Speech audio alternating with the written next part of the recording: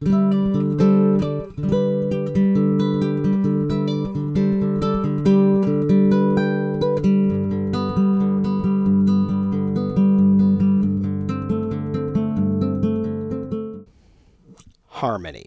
It's what music is all about. Well, that and melody. It's just harmony and melody and rhythm. Okay, that's all. Harmony, melody, and rhythm. Using those three, you can make any kind of music you want. And timbre. No, wait, stop. Okay, I regret ever going down that path. And song structure. Okay, but today we are talking about harmony. Let's start with the simplest harmonies possible, which is two notes played at the same time. That is called an interval. It's not a chord yet. Chords are more than two notes played at the same time, for some reason. No good reason, tradition. Certain notes played together sound very natural. They sound so well together that sometimes it doesn't even sound like it's two notes, if they can blend really well together. Other intervals sound harsher. They will be dissonant. If an interval isn't dissonant, it can be called consonant. Consonant intervals sound nice, or pleasant, or boring. The first and simplest interval isn't really much of an interval at all. It's called a unison. And it's when you play the exact same note two times at the same time. All right, let's figure this out. Let's use the D on the 5th fret of the A string. And then that way, we'll also be able to hit the open D. The first note we have is called the root, or bass note. All of the intervals we play will reference back to the note that we decide is the bass note, the root note, the tonic. Let's try the unison now. Does it even sound like two notes? Is it even an interval? I mean, technically it is, but it's hardly an angelic choir of harmony. So the next interval up is a little more interesting. It is one step up. If we start at the D, it's the D sharp or E flat. One fret is a half step. So in order to play them at the same time, I'm going to have to play the D sharp down here on the 1st fret of the D string. It's a bit of a stretch, but it's for educational purposes. That is a minor second. That's pretty brutal. A lot harsher than the unison, which almost sounded like no harmony at all. That's pretty grating. This is considered to be one of the most dissonant of all the intervals. Is it the most dissonant? Well, that's a matter of debate and opinion. There is no universally agreed upon way to measure how consonant or dissonant a harmony is. But one thing we do know is if something's very dissonant, you can hear a phenomenon called beats. Listen. Do you hear that? Whoop, whoop, whoop, whoop, whoop, whoop. It's a very fast fluctuation of volume when there are two notes that just clash very, very badly. So the next interval is 2 frets or a whole step up, the D to the E. To play them at the same time, I'll play the D on the 5th fret of the A string and the E on the 2nd fret of the D string. That is a major second. Yeah, it's still pretty dissonant. Is it more dissonant than the minor second? I don't know, maybe not. You can still hear the beats. They're a lot faster. I'm not sure if that's a good or a bad sign, but it's still pretty dissonant. On to the next one. It is 3 half steps up to the F. I'll play the F on the 3rd fret of the D string. Well, that's not so bad. Well, that's the nicest one so far. It's called a minor third, and I would say it isn't dissonant. It is a consonant interval. I would probably use that in something. It sounds nice. The next one will be 4 half steps up, or 2 whole steps, or a whole step and 3 half steps, whatever. As long as it adds up to 4. Start at the D, and this is the F sharp. I will play the F sharp on the 4th fret of the D string. Also quite nice. That is the major third. So both thirds, the major third and the minor third, they both sound great. Let's go up one more half step to the G. We'll play the D, and then the G exactly 1 string above. Since the guitar is tuned in fourths, it is tuned every 5 half steps. This is perfect. Really easy to play. Well, except for between the E and B strings. That's a major third. But still, that's very consonant as well. That is 3 consonant intervals in a row. We're doing pretty good. We're doing so great, let's go up another half step to 6 half steps up. And that will be the heck is that? A flat, D to the A flat. All right. Now we're back to dissonance. I don't think it's quite as harsh as those seconds, but it's definitely more dissonant than this. This is called an augmented 4th or a diminished 5th or sometimes a tritone. It does sound kind of cool though. Pretty metal. One more step up, 7 half steps. And this can be played 1 string. If we start at this D on the 5th fret of the A string, 1 string up and 2 frets up. Oh yeah. It sounds really good together, and you might recognize it. Sometimes this is called a power chord. If you want to be an insufferable know-it-all, you could tell your friends, actually, it's not a true chord. It's just a perfect 5th harmonic interval. But don't do that. That's just annoying. Now, you see the power chord used a lot in heavily distorted, overdriven guitar. Basically, the overdrive, it amplifies the harmonics of the note, so it makes the notes way fatter.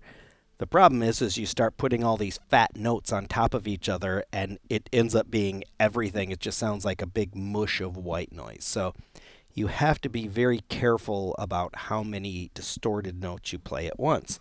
Ends up, a perfect 5th gives it a little enough oomph to fatten it up without, going way overboard. But seriously, listen to how natural those sound.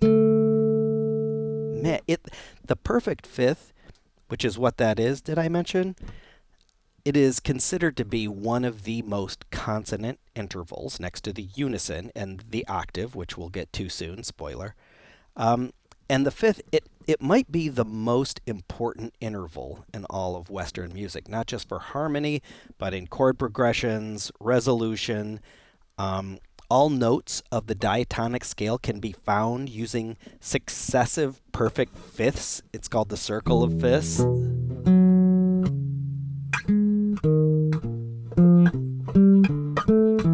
There, I've just played every single note of the scale, but in 5ths. So you should definitely get familiar with your perfect 5ths.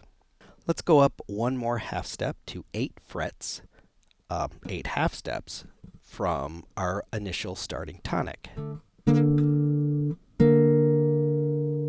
Little spooky. Not too dissonant though. Kind of somewhere in the middle. This is the minor 6th. And the next one, hopefully, unsurprisingly at this point, is called a major 6th.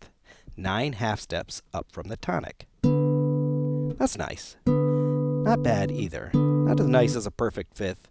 But that's pretty pleasant. We're going to call that consonant. Again, it's a bit of your opinion. How does your ear hear it? Let's go up another one. It's a little stretch, so let's go up one more string And let's play the 5th fret of the G string. This is the C, natural.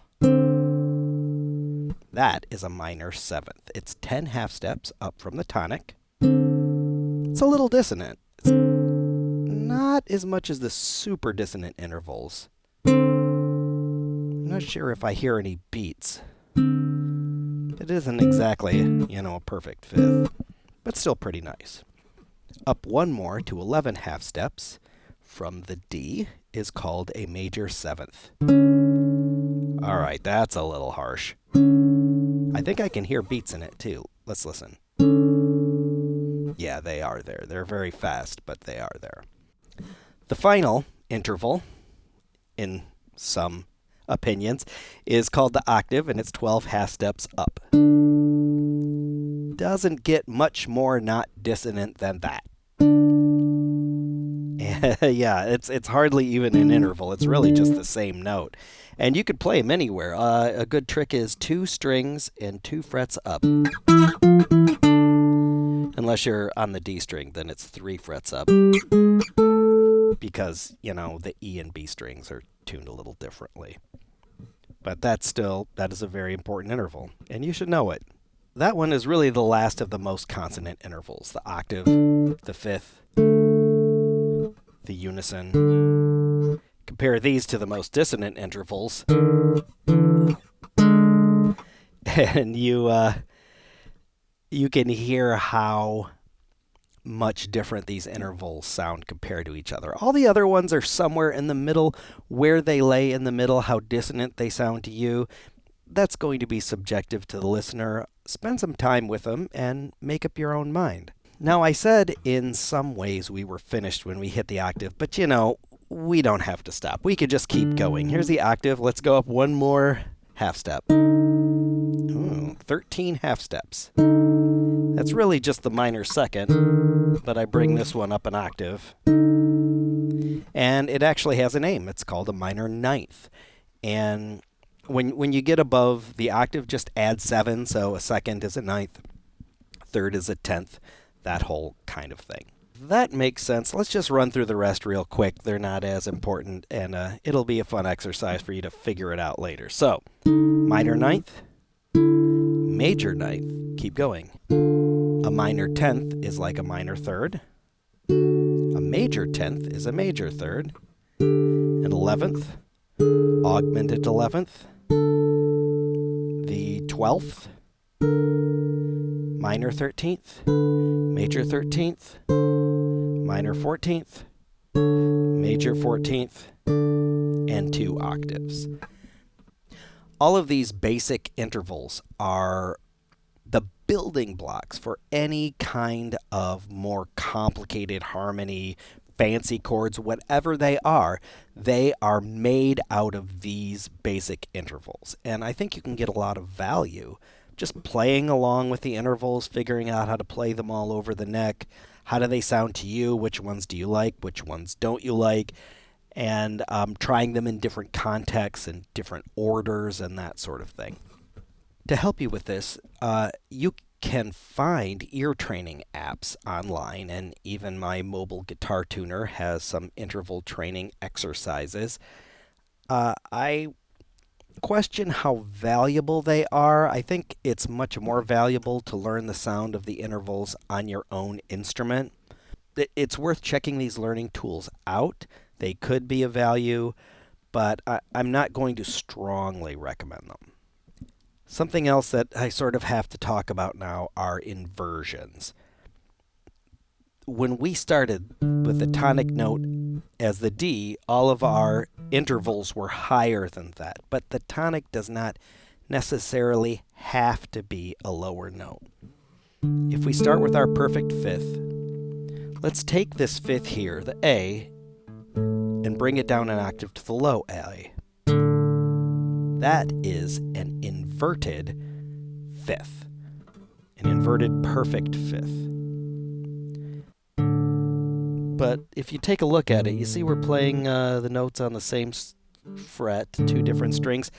We had called that a perfect 4th. So is this shape a 4th or a 5th? Well, technically they are identical, but how you hear them in your mind is very dependent on context.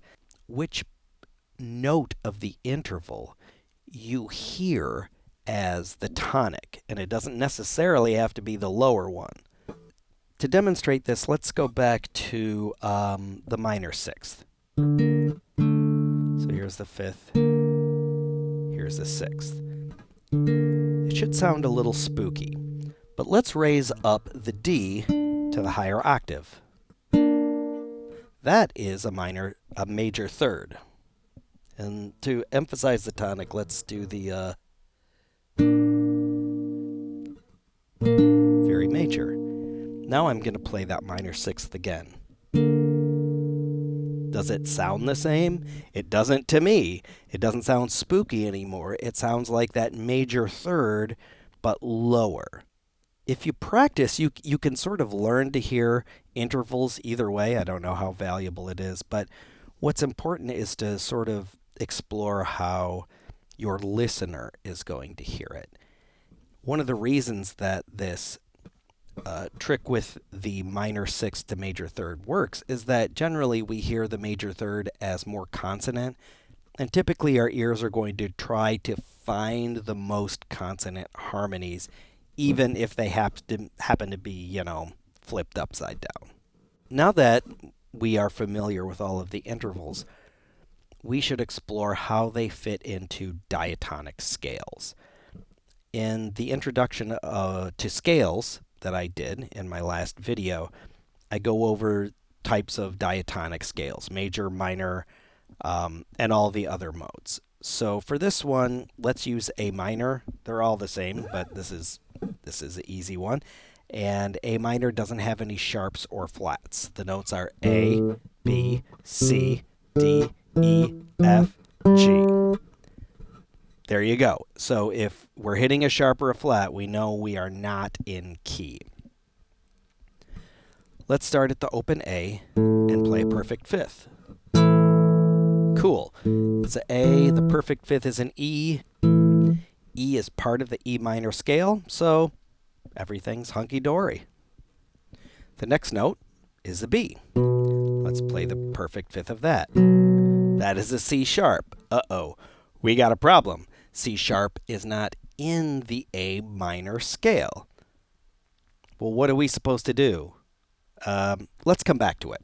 Let's check out the rest of the scale first and see how we go. So, here's the C, playing a perfect fifth from that. Is a D, perfect, we're there. The D, a perfect fifth is an A, good. E, perfect fifth is a B. F, C, G, D, and then back to the A and E. Cool.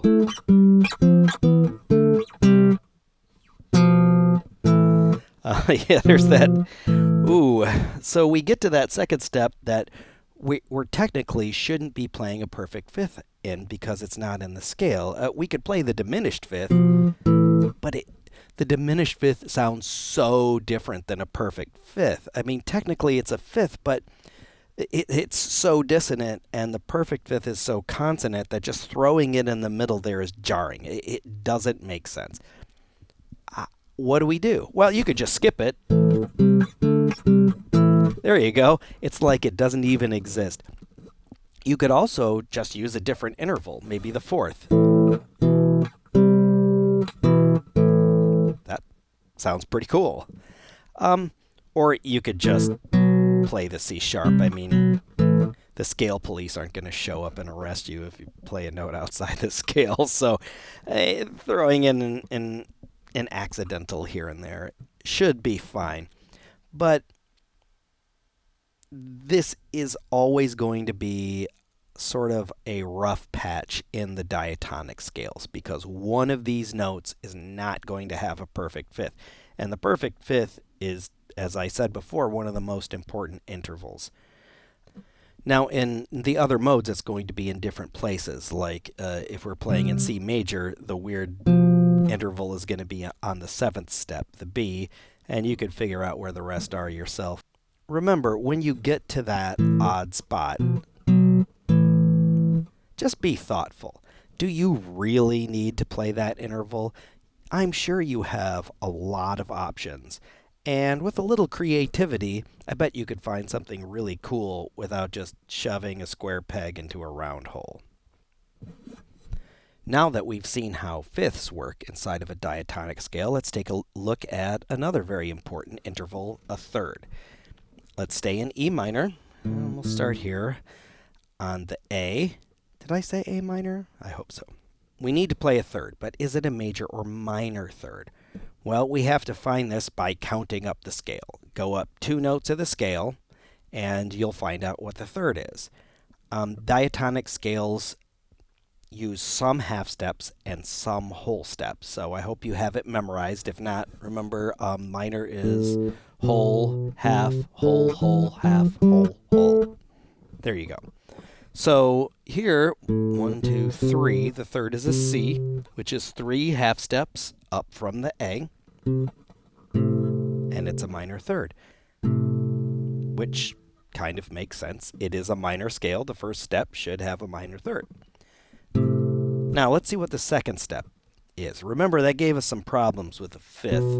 Here's the B. Let's go up 2 steps to the D. That is 3 half steps. That is also a minor third. Okay, that's not a problem for thirds. Nice.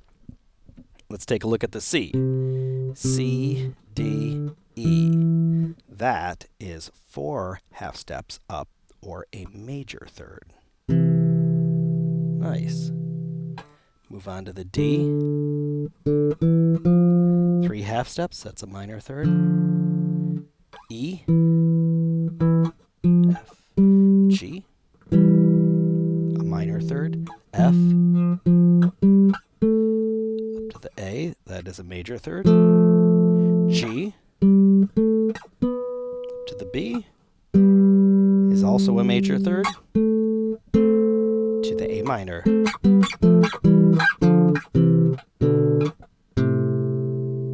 We end up with 4 minor thirds and 3 major thirds, all in a particular type of order.